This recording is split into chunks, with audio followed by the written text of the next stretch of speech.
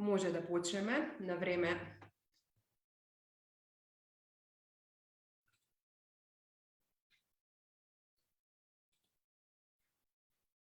Ајде, добар ден на сите. Јас сум Каролина Каровска-Божиновска од Македонска берза и би сакала да ја најавам денешната сесија во рамките на глобалната недела на предприемништво, која што е организирана во соработка со берзата. Пред да почнеме со дискусијата и презентацијата која што имаме планирано за денешниот настан, би сакала да се заблагодарам на Асоциацијата Стартап Македонија и пред се на Симона Чаминска како национален координатор на глобалната недела на предприемништво во нашата земја за можноста ваков тип на сесија да организираме во рамките на оваа недела. Берзата втора година поред зема учество со своја активност во рамките на оваа недела и искрено се надевам на уште поинтензивна соработка со Стартап Македонија, со цел се разбира поддршка и заекнување на македонската стартап заедница и систем, се разбира секој од свој аспект. Денеска со нас, како што беше најавено и во агендата, е присутен мојот колега Илчо Лазаревски, директор на сектор за деловни операции, кој што по-детално ќе зборува за котацијата и за придобивките од котацијата. На настанот беше најавен присуство на главниот извршен директор на берзата, меѓутоа поради оправдани здравствени причини нема да може да ни се приклучи денес. Пред да почнеме со презентацијата и со работниот нашиот стручен дел, би сакала да ја повикам Симона Чаминска да се обрати пред присутните. Благодарам многу, Каролина. Почитувани присутни, моето име е Симона Чаминска, координаторот на глобалната недела на предприемништвото во Македонија. Ми представува особена чест и задоволство да ви се обратам, да ве поздравам, особено од овој настан на Македонска берза, кој што е многу уникатен и што е тема што според нас е навистина од големо значење за стартапите да ја разберат, бидејќи е директно поврзана со нивната потенцијална иднина од финансиски аспект. Како што напомена Каролина, ова е втор пат да соработуваме во рамки на глобалната недела на предприемништвото. Се работи за иницијатива што моментално се спроведува во 180 други држави во светот, каде над 20.000 партнери организираат околу 40.000 активности посветени на теми од областа на предприемништвото. Меѓу другото и теми кои што имаат финансиско-едукативен карактер, како што е оваа денес. Домаќин организација на оваа иницијатива во Македонија е Асоциацијата Стартап Македонија од 2018 година понаваму и веруваме дека на овој начин поттикнуваме соработка во екосистемот, размена на информации и знаења, градење на партнерства и искуства. И од таа гледна точка би сакала да го прогласам овој настан за отворен, да го предадам назад подот на Каролина и да ви посакам успешно следење на овој настан, како и проследување на останатите настани од нашата агенда. Ви благодарам многу. Благодарам, Симона. Денешниот настан берзарска котација е една од целите на секој успешен стартап. Пред се го замисливме како сесија во која може активно да се вклучите цело време, се со цел да се објаснат одредени аспекти од оваа тема за кои што можеби сте слушнале, меѓутоа не сте навлегле подетално и се разбира да се објаснат одредени специфики кои што важат за нашиот пазар, односно посебно сегментацијата на пазарот, последните услови за котација, придобивките од котација и така натаму и така натаму. На почетокот неколку збора само за тоа кои сме и што е нашата дејност.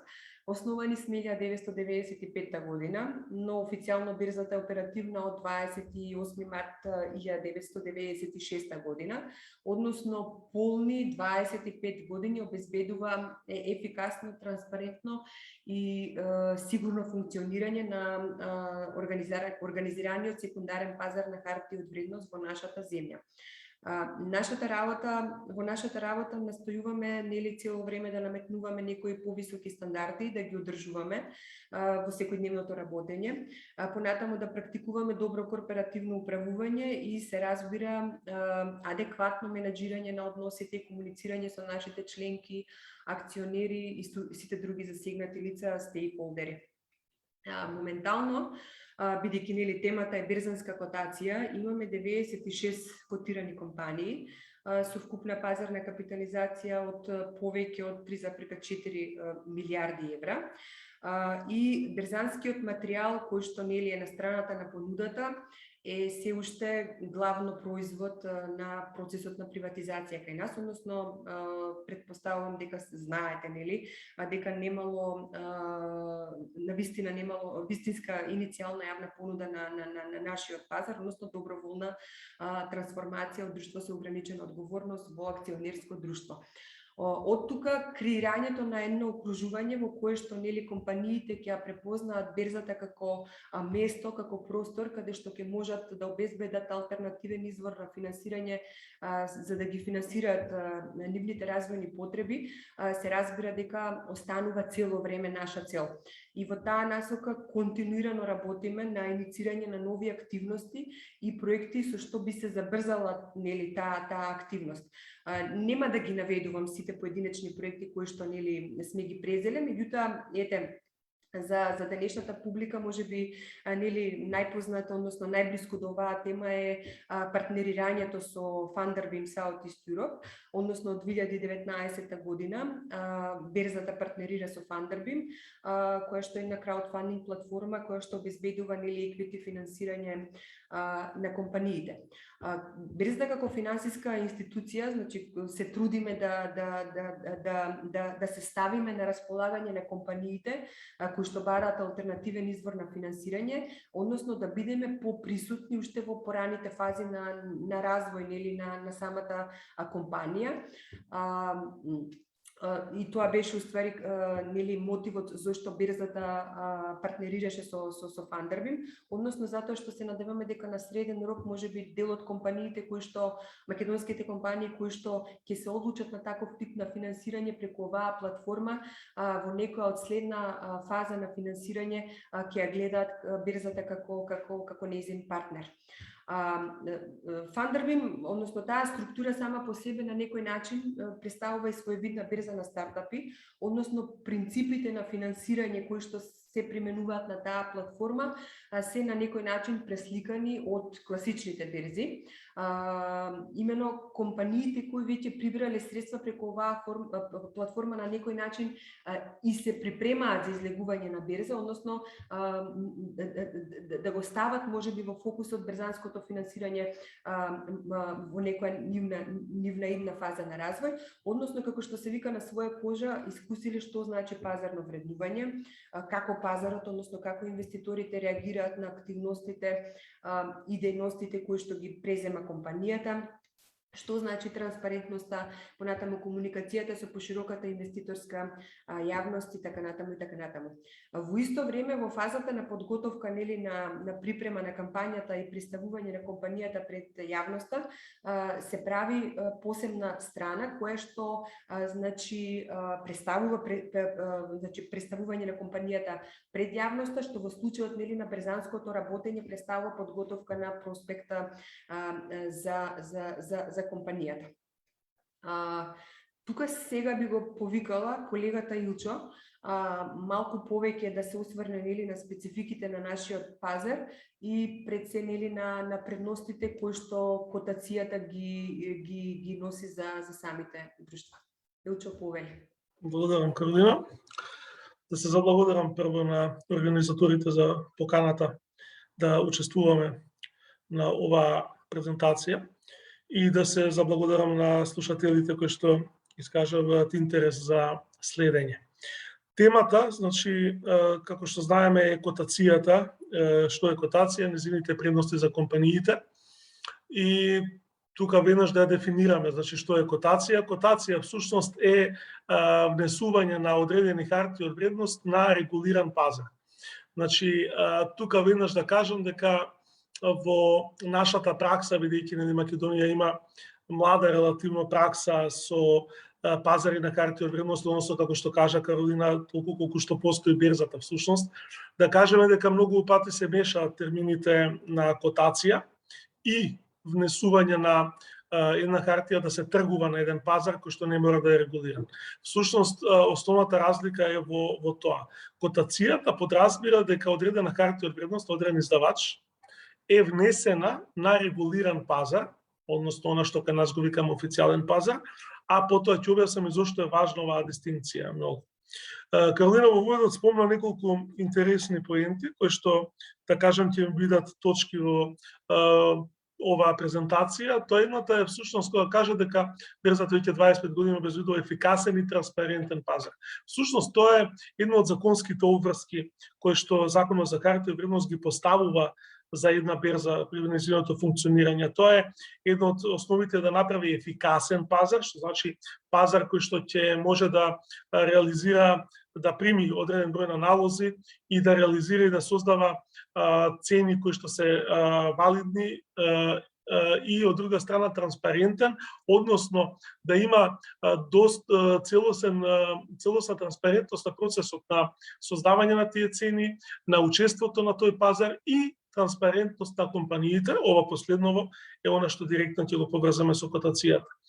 Зошто? Тоа е затоа што, како што ви реков, разликата помеѓу тоа дали одредена хартија само се тргува на одреден пазар или е котирана, всушност е транспарентност. Тоа е главната работа. За да тоа ви го доближам, би рекол вака: секој ако размисли доколку треба да вложи во било која инвестиција, независно дали е харта од вредност или било што друго, значи да вложи пари во нешто,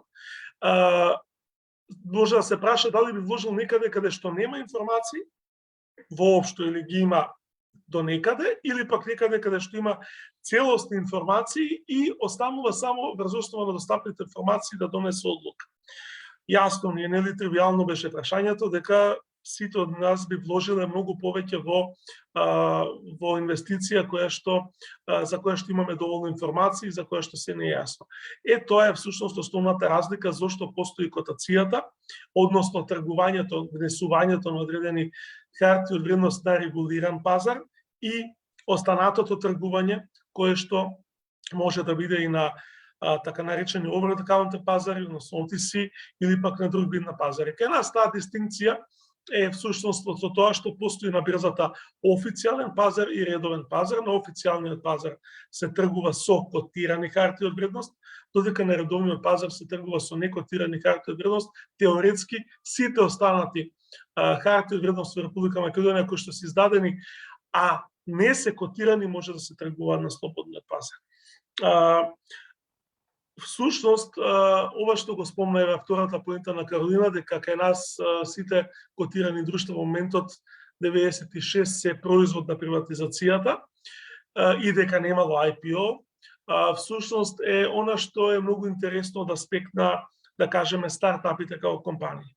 Значи, стартапите се многу интересни за бирзата, за секоја бирза, особено за нашата, од два аспекта. Прво, бидејќи доколку некој стартап се развие доволно, за да во неговиот развој му треба дополнителен капитал и се реши да го прибира од јавноста на начин кој што ќе му овозможи да создаде предуслови за котација, тогаш навистина е многу интересен за нас, бидејќи познато е дека еден success story да се случи повлекува многу други инвеститори во таа приказна, а од друга страна, бидејќи знаеме дека всушност ова што го спомнав е немањето историја на пазар на капитал, повлекува дека постарите генерации на инвеститори и на предприемачи всушност до сега не покажуваат голем интерес за пазарот на капитал, односно котацијата произлегуваше од приватизираните друштва. Затоа надежта ни е дека некои од овие компании, некои од вас можеби кои што сте сега во фаза на стартапи, во иднина ќе се развиете доволно за да се појавите и на официјалниот пазар кај нас. Да не спомнуваме, сите знаете дека сите овие големи компании кои што сега се многу актуелни, случувајќи ги Facebook и Tesla и така натаму, се почнати како приватни компании. Значи компании од инвестиција на еден или неколкумина луѓе кои што биле во нашата форма, кажано ДОО, значи едно вид на затворено друштво со приватен капитал, и потоа во моментот кога нивниот развој бара поголеми финансиски средства, се обраќаат кон јавноста. Тука доаѓаме до моментот на транспарентноста, која што повторно би ја поврзал и со вашата моментална состојба на стартапи. Транспарентноста е секогаш важна, пред се од аспект на тоа што кога некој се обраќа, кон непозната група на луѓе, во случајов јавноста, широката јавност, за да собере финансиски средства. Јасно е, како што кажам на почетокот, дека секој за да вложи би сакал да има што повеќе информации. Така е почнато всушност акционерството во светот, во својот историски развој. Првите предприемачи кои што имале потреба од капитал, позајмувајќи средства од инвеститорите, добивале прашања од инвеститорите, кои се, какви се, што работат, какви се нивните планови за иднината и така натаму. Најрудиментирано сватено, ова е почетокот на котацијата, односно транспарентноста на компаниите. И вие сега, доколку се обратите во оваа фаза на развој, до одредени фондови, до бизнис ангели, било какви инвеститори, ќе добивате прашања. Всушност, питчингот кој што го имате најчесто, се однесува на тоа да вие се представите кои сте, кој е вашиот бизнис и какви се вашите планови за иднината. Всушност, котацијата, самата по себе, овој го подразбира само на многу повисоко ниво, односно кај по-големи компании. Клучното кај котацијата, клучниот момент е изготвувањето на проспект. И проспектот всушност ги опфаќа овие работи што ги зборев. Представување на компанијата, незината моментална состојба, менаџментот, финансиските резултати и плановите за иднината. Бидејќи она што е многу важно е дека на берзата се тргува со хартија од вредност, но всушност едно пошироко толкување вели дека на берзата се тргува со идните очекувања.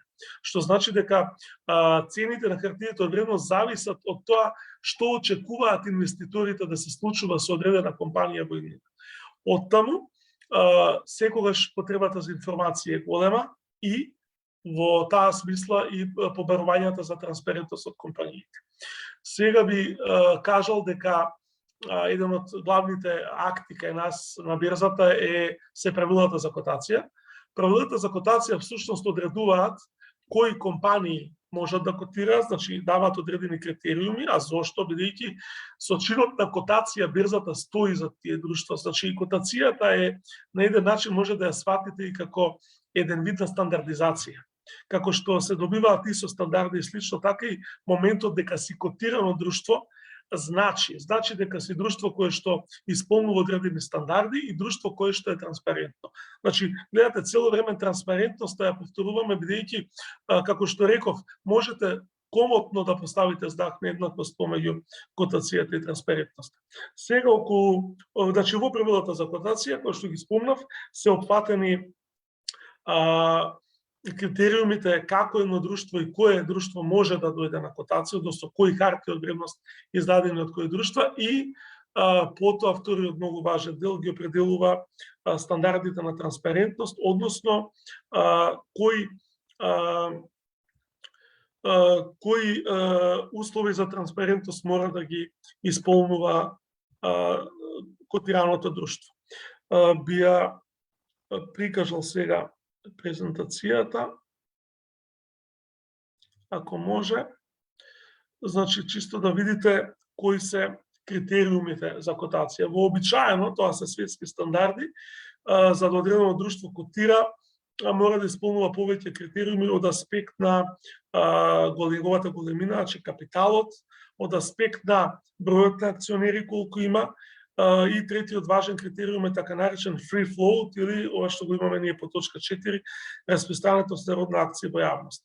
Кај нас овој официјален пазар, односно котацијата, кој што ја кажеме, поделена на повеќе подсегменти, пред се од причина за да во нив ги опфати различните големини и типови на компании, а повторно тоа е важен аспект инвеститорите да во секој момент знаат согласно овој подсегмент во што вложуваат.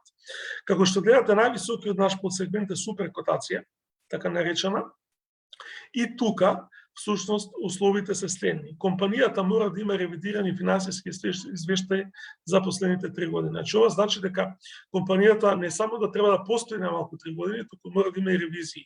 Зошто? Повторно, значи едно е да имате компанија која што ќе ви даде финансиски извештаи, која што самата ги изготвува и поднесува во централниот регистар, а сосема друго е дека имате компанија за која стои ревизорска куќа, која што гарантира за вистинитоста на тие финансиски извештаи. Бидејќи па тие ви се битни во низината проценка, дали би вложиле во таа компанија, како ја гледат и така натаму. Потоа овде имаме уште еден критериум дека друштво со загуба во последните 3 години не може да биде супер котација, односно бараме да има најмалку остварена добивка во последните 3 години. Капиталот треба да биде најмалку 10 милиони евра, најмалку 20% распространетост на акции во јавноста. Тоа значи да всушност најмалку 20% од акциите се во слободен проток, а не поседувани од голем акционер. Теоретски ви кажувам, еве Елон Маск поседува одреден процент на акции, но и таму мора да има остаток доволно голем за да може да се тргува. Број на акционери 200 и издавачот треба да поседува собствена интерна страница на македонски и на англиски јазик. Покрај овој подсегмент, следниот е берзанска котација. Таму е најголем дел, да кажам, од доброволно котираните компании на македонска берза. Тука критериумите, гледате, се малку пониски. Бараме 2 години ревидирани финансиски извештаи, најмалку 5 милиони евра капитал, најмалку 10% распространетост на акциите, најмалку 100 акционери и да поседува интерна страница која што не мора да е на англиски јазик. Во последните години кај нас постои еден законски момент кој што се нарекува задолжителна котација, односно државата во намерата да ги направи компаниите потранспарентни, им постави услов законски дека сите што ги исполнуваат еве овие критериуми што се овде, мораат да котираат. Тоа се ревидирани извештаи за последните години, најмалку милион евра номинален капитал, најмалку 1% акции да се во јавноста и најмалку 50 акционери. Гледате, ова е уште пониско ниво, значи тука може да бидат и помали компании и така натаму. Сега нешто интересно од аспект на вас како стартапи, тоа е дека на берзата, имајќи предвид дека сакаме да котираат и мали друштва, сакаме да котираат друштва кои што се во појавување, кои што собираат капитал и така натаму, воведовме едно посебно ниво, еден посебен подсегмент на официјалниот пазар, кој што се нарекува котација на мали акционерски друштва. И тука, како што забележувате, ги имаме сведено критериумите на многу ниско ниво. Тоа бараме, значи, ревидирани финансиски извештаи за 1 година и најмалку 250.000 евра капитал. Зошто е ова така? Бидејќи велиме компанијата да постои барем 1 година, да има одредена историја пред се финансиска, за да можат инвеститорите да ја проценат, и капитал да има барем 250.000 евра, во смисла да има доволно капитал да можат инвеститори да тргуваат со нејзи да влезат. Се што е под ова ниво, како што е котацијата на малите акционерски друштва, всушност спаѓа во други аспекти, еве како што кажа Каролина, дали на фандербим, прибирање на капитал, дали прибирање на капитал преку директни вложувања на приватни инвеститори или бизнес ангели и така натаму. Ова е чисто малце... Извини, само секунда. Имаме прашање, еве... Да, дали ова преку фандербим или без? Ако можеш да појасниш или би се вклучила и јас, како се... Ова последното за мали акционерски друштва? Да. Да, ова е тоа што го кажав. Значи, всушност, една компанија, кај фандербим е всушност компанија во основање, најчесто, или компании кои што, да кажеме, планираат раст и развој, но немаат можеби доволно капитал и услови за да го задоволат ова. Во тој случај би оделе на фандербим. Но што беше целта на берзата? Како што гледате како оде во највисокото данајското ниво, вклучувајќи го овде сега и фандербим, за кој ќе оставам Каролина да каже малце. Целта беше оној тренд што во целиот свет го прават пазарите на капитал. Да се даде целосна лепеза на можност за сите компании во државата да можат да најдат начин на финансирање. Оно што е многу важно е дека овде приметувате, збориме за акционерски друштва. Значи, една компанија мора да биде регистрирана како АД, односно да има издадено харти од вредност, акции, за да може да котира. Најчесто малите компании, согласно критериумите во ЗТД, во Законот за трговски друштва, не ги исполнуваат веднаш условите да бидат регистрирани како акционерско друштво и од таа причина не можат да имаат издадено акции да котираат.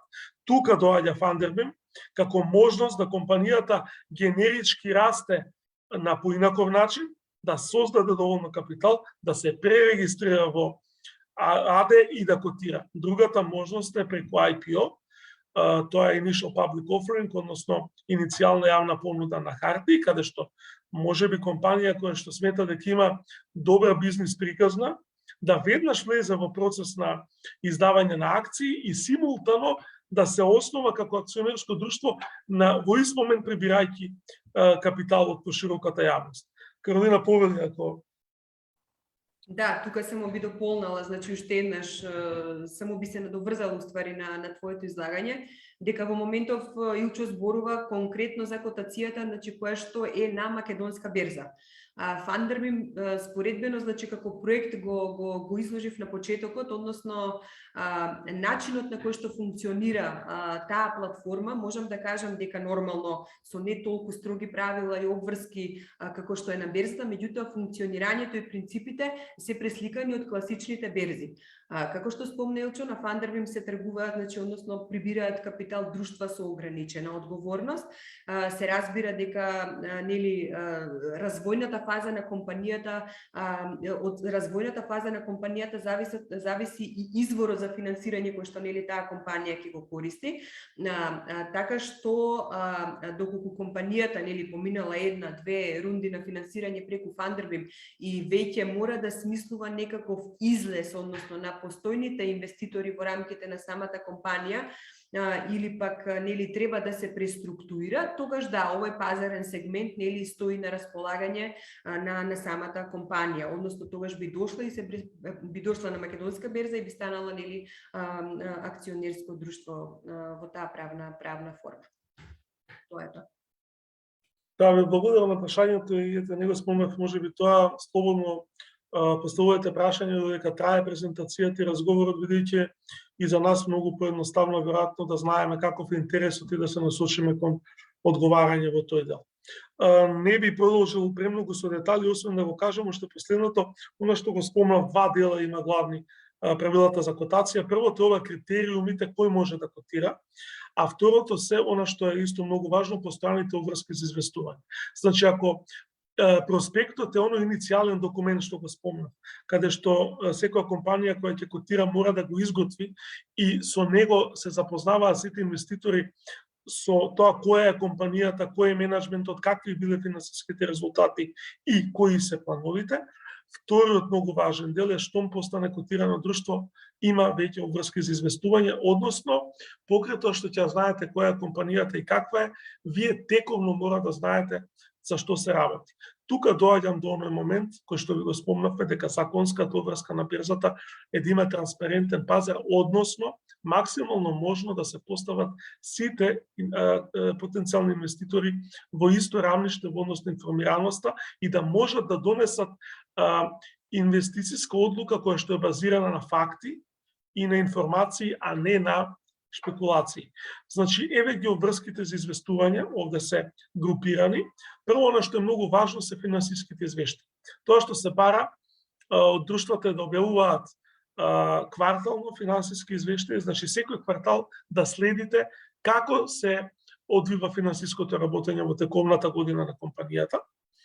Потоа, треба да објавуваат се во врска со собранијата на акционери. Значи, и годишното собрание на главното, каде што се носат одлуките за распределба на добивка, дали ќе се дели дивиденда, во кој износ, кој е дивидендниот календар, односно на кој датум и се стекнува право со дивиденда и слично, измените во органите на управување и така натаму и така натаму. И тука бараме компаниите да добиваат и предлог одлуките, значи кога го свикуваат собранието, значи однапред да бидат сите инвеститори запознаени што ќе се случува на собранието и потоа после неговото завршување донесените одлуки, дека навистина тие одлуки биле донесени на собранието. Потоа покрај овие, да кажам, главни сетови финансиските извештаи собранијата, има и обврски за тековни известувања, како што се, например, било кои намалување згубување на капиталот, промени кај правата, припојување, евентуални преземања на други друштва, нови инвестиции и така натаму и така натаму. Значи, буквално да не кажам се што е од тековното работење на друштвото. Ова е она што го викаме ние други ценовно-чувствителни информации. Тоа значи дека што е ценовно-чувствителна информација? Секоја информација, секој известување што може да влијае на цената на акциите, односно да влијае на сентиментот на инвеститорите и да одлучат да купуваат или продаваат по пониска, по повисока цена, е ценовно-чувствителна информација. И секогаш друштвата ги охрабруваме секоја информација што сметаат дека е важно од аспект на работењето да ја објават. Тука нормално ние имаме постојана соработка со компаниите, комуницираме со нив, ги подсетуваме, не консултираат околу одредени информации, плюс помагаме дали како да ја концепираат информацијата, бидејќи она што е најважно е информацијата да биде точна, јасна и недвосмислена. Значи да биде точна она што се случило и да биде сосема јасно секому, да не може да е предмет на толкување. Толкувањето може да биде само од аспект на вашата инвестицијска одлука, како вие сметате дека таа информација која што ја објавува друштвото би можела да влијае на неговата иднина. И она што е важно е дека сите известувања се објавуваат на веб страницата на берзата преку специјален електронски систем за известување SEINET, кој што е високо заштитен систем со корисници од страна на компаниите, со кориснички имења, лозинки и кои што ги внесуваат информации и потоа берзата ги прави достапни за јавноста. Всушност, ова се тие информации кои што, како што реков, влијаат потоа на вашите или на било кој инвеститор одлуки за продавање или купување. Извинете, некој се вклучи. Да ве замолам само за мјут.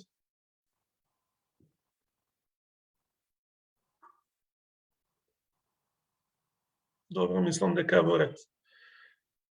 Добро, значи тоа беше она што сакав да ви го кажам од аспект на критериумите за котација и постојаните обврски за известување. Сега да се вратиме на оној момент што го кажав и од аспект на вашиот бизнес сферата. Всушност, транспарентноста, ја кажуваме и никогаш не можеме доволно да ја повториме како најважен аспект и сметаме дека е битно од аспект на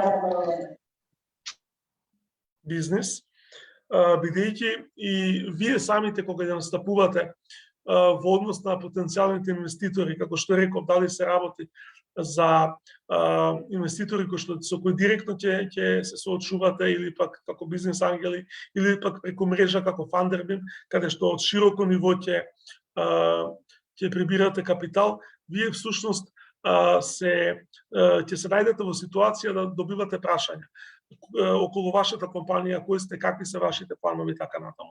Тоа и всушност транспарентноста тука е многу важна, бидејќи со начинот на кој што ќе го, значи не само со начинот, затоа што кај нас многу пати се потенцира формата, дека е најважно како ќе се настапи, да, но многу е важно да се настапи вистински, суштински, со факти и транспарентно.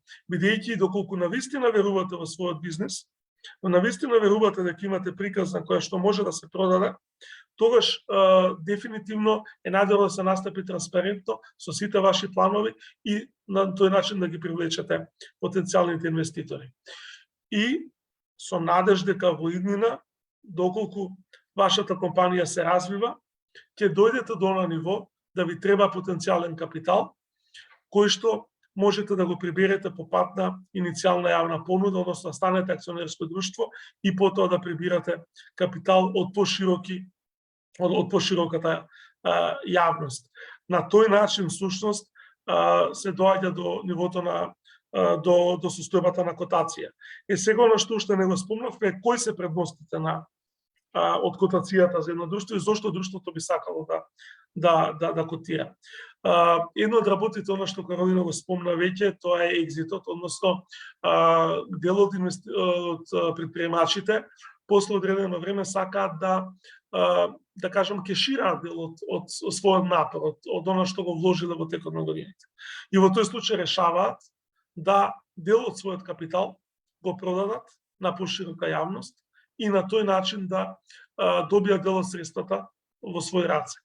Од друга страна, може, како што реков, и да се направи комбинација, да се прибере капитал преку нова емисија и плюс да се продаде дел од своите акции.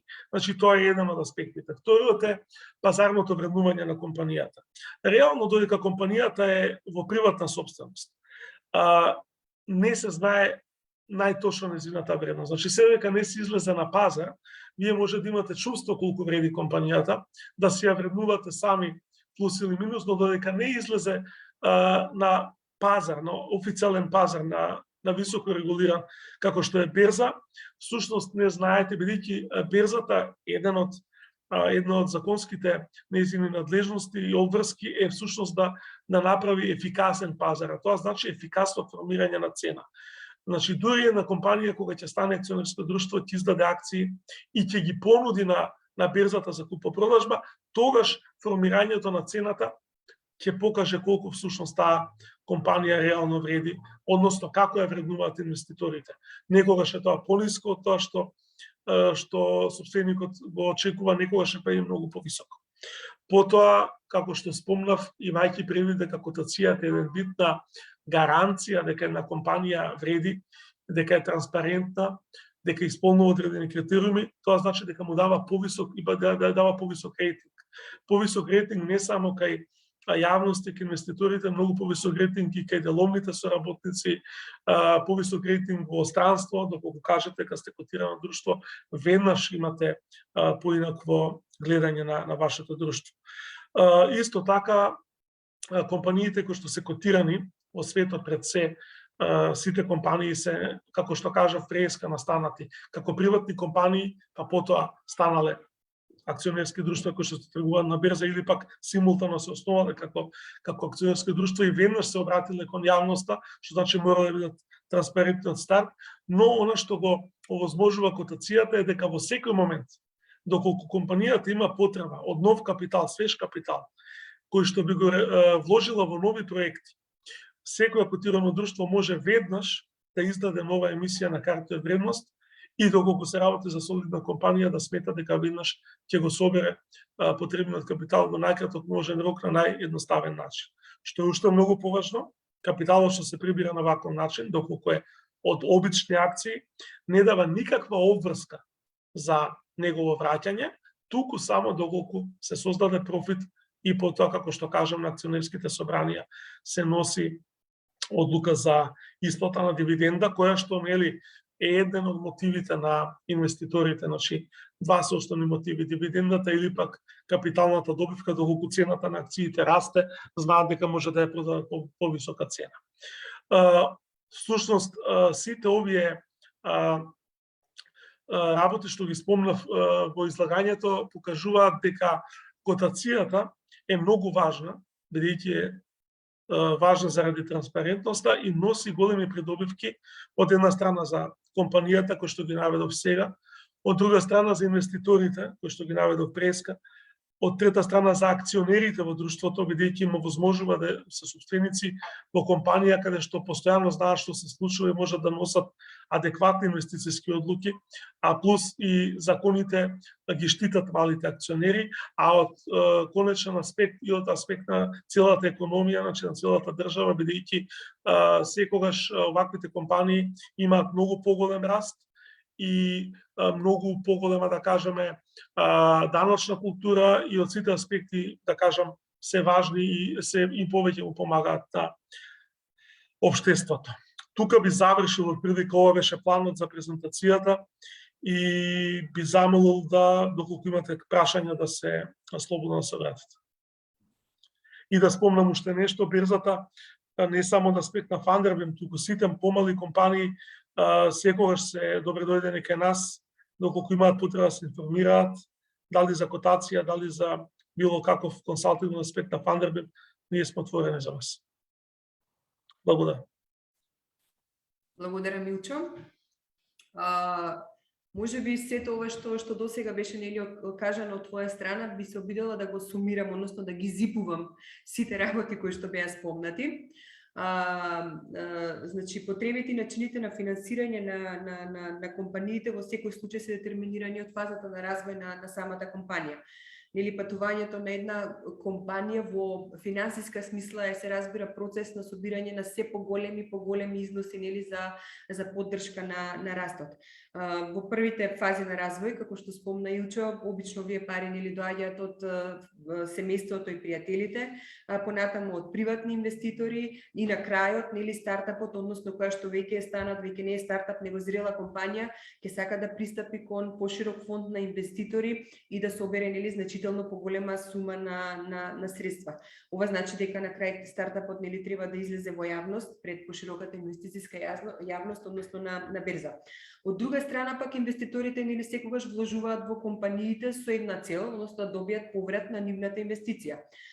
Нели, бизнис ангелите, во неколку наврати го спомна и Тилчо и другите типови, нели, на инвеститори, како што се VC фондовите, обично не бараат излез, нели, во првите неколку години од стартапот, меѓутоа после 5 до 10 години веројатно ќе почнат да се вознемируваат доколку, нели, ништо не се случува, односно не можат да искешираат својата инвестиција.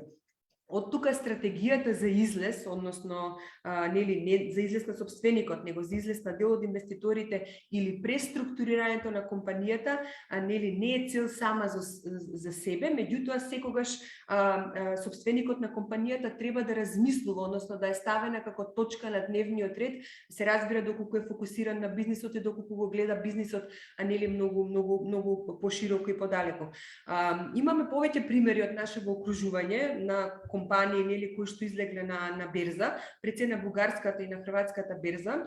Еве последен пример е хрватската IT компанија Spam, која што нели се котираше на Загребската берза и представуваше на вистина, како да кажам, сензација, затоа што нели е прва IT компанија после долго време која што котираше на берзата и баш кога ги читав изјавите на собственикот на компанијата, што е тоа, зошто, нели, на Загребска берза, зошто не избравте Лондонска берза, зошто не отидовте, не знам, на некоја друга светска берза. Собственикот на компанијата кажа, нели, дека се компанија која што работи долго време во IT индустријата, која што има задоволни вработени, која што има задоволни клиенти. Хрватска компанија која што, нели, од таму ги црпи ресурсите и до тогашното знаење, и едноставно затоа што излегуваат на берза, затоа што компанијата сакаат компанијата нив да ги надживе, односно Spam и понатамо, нели, да функционира и да работи, да постои, да работи. Така да придобивките од излез, нели, на берза, кои што досега, нели, беа кажани, може да се сумираат, тука транспарентноста ја ставаме како број 1 и обелодонувањето на информации, затоа што сите котирани компании, како што спомна Илчо, согласно нашите правила за котација, така и секаде во светот, значи имаат обврски да известуваат и континуирано да ја информираат јавноста за своето работење. Односно, транспарентноста и ефикасноста може да кажеме дека се од витално значење за растот на самата компанија. Понатаму, значи берзата служи како алтернативен извор за прибирање на капитал. Значи, за разлика од компаниите каде што приватните компании каде што собственоста е сконцентрирана, како што кажав, во еден или повеќе, нели, приватни собственици, содружници, нели, или акционери, компанијата која што одлучила, нели, да продава хартии од вредност во јавноста и да котира, секогаш има повеќе избор во изборот, нели, на финансирање. Се добива и тука, нели, нормално е зголемената можност за позајмување на капитал и полесен пристап на капитал, затоа што со веќе нејзиното излегување во јавност има стекнато, нели, имидж и доверба помеѓу самите инвеститори. Понатамо, исто така многу битно е пазарното вреднување на самата компанија и ликвидноста која што обезбедува секундарниот пазар. Компаниите кои што, нели, ги викаме јавно поседување, односно кои што се во посет, нели, и се отворени спрема јавноста, секогаш добиваат вредност, нели, на берза, пазарно се вреднуваат секој ден, значи без разлика дали компанијата решила да се продава или не. Значи секогаш имате таа пазарна капитализација достапна на берзата. Ликвидноста на одредена хартија пак од друга страна е директно врзана за атрактивноста на самата компанија и резултатите, нели, на работењето на компанијата.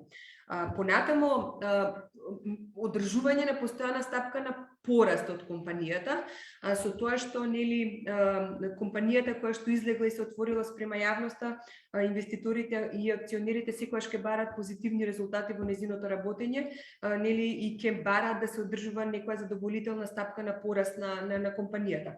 Односно компанијата ќе биде постојано предмет на анализа на голем број на финансиски аналитичари, а инвеститорите се разбира доколку работи добро ќе ја наградат компанијата со премија која што ќе ја стават во цената, односно на самата акција, меѓутоа на некој начин ќе ја дисциплинираат компанијата доколку таа не успее да ги постигне предвидените таргети. Од тука како заклучок можам да изнесам дека нели со усогласеноста, односно со наметнувањата на барањата кои што на барањата од котација, конкретно кај нас кои што нели се ставени во правилата за котација, компаниите стануваат потранспарентни и погодни нели на инвеститорите, на тој начин да погодни за инвеститорите, понатамо ја зголемуваат својата репутација и се разбира угледот. Ова е тоа што беше планирано нели за денешната презентација. Намерно ставивме 15 на минути доколку има прашања. Како што спомна Илчо, ви стоиме на располагање, се разбира, отворени сме за соработка, не само за Фандербим, меѓутоа и за нели реалната котација на македонска берза. Така што еве, оставам простор за прашање, доколку има би ве повикала да се вклучите. Во меѓувреме можам да проверам и бидејќи настанот оди лајф на Facebook, дали може би од таму има некое прашање.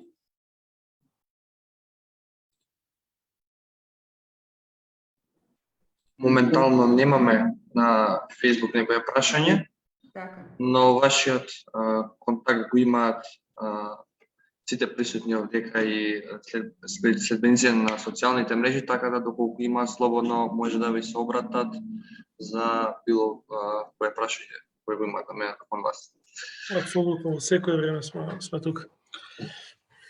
Супер. Доколку тоа е тоа, сакам да ви се заблагодарам уште еднашка што бевте дел од овогодишното издание на Глобалната недела на предприемништво. Ги поканувам сите присутни кои не следат да ги допратат до крај настаните кои завршуваат во недела и се надам дека ќе се видиме повторно во скоро време. Фала ви уште еднаш. Благодарам. Ето. Благодарам. Чао. Чао. Пријатно.